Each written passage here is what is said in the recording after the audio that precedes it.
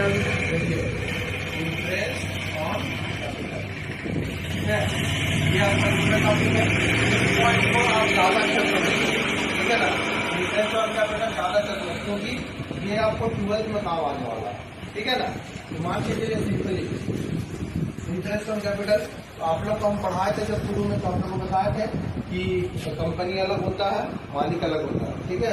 यहाँ पर मान के चलिए कंपनी है सपोज, ठीक है ना। ये कंपनी है, ठीक है ना। ये आप है, आप ही को मालिक बनाते हैं, ठीक है ना। तो कहने का मतलब क्या है, अब ये सिस्टम चलेगा, ठीक है। इसमें क्या देखिए, जैसे कि मान के चलिए अपन को नोट लीजिए, नोट है, 2-3 को नोट है, नोट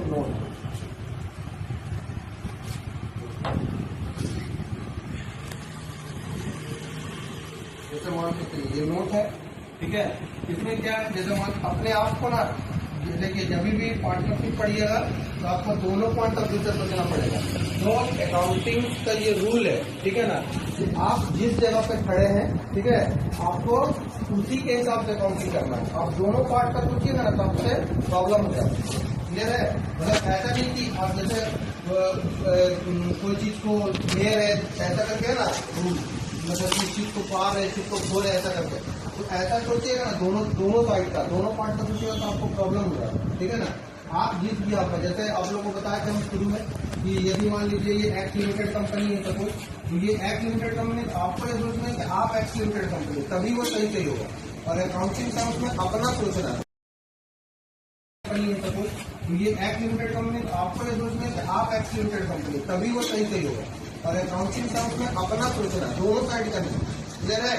मतलब वो जो रूल पढ़ा जाता है वो बेसिकली 11th के बच्चों के लिए, ठीक है ना, वो उससे पार कर लिया, लेकिन आगे नहीं बना पाए। क्लियर है।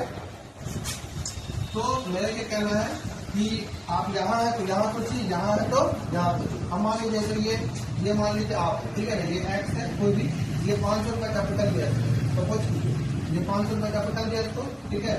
अब मान लीजिए ये कुछ दिन बाद जब इसको ग्रोथ किया, बेचा, तो ये 500 की जगह ये कितना हो गया, 600। क्लियर है। तो इसमें लेकिन ये जो 600 है, ये जो 600 है सपोज, ये जो 600 है उसका 2 हिस्सा है।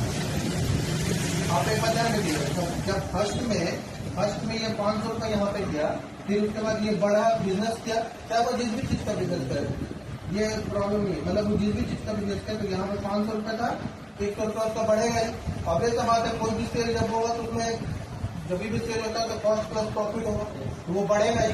तो 500 से 600 रुपया हो गया। तो यहाँ पे जो आपके पास 600 रुपये दिखने लगा आपका तिजोरी में, तो ये 6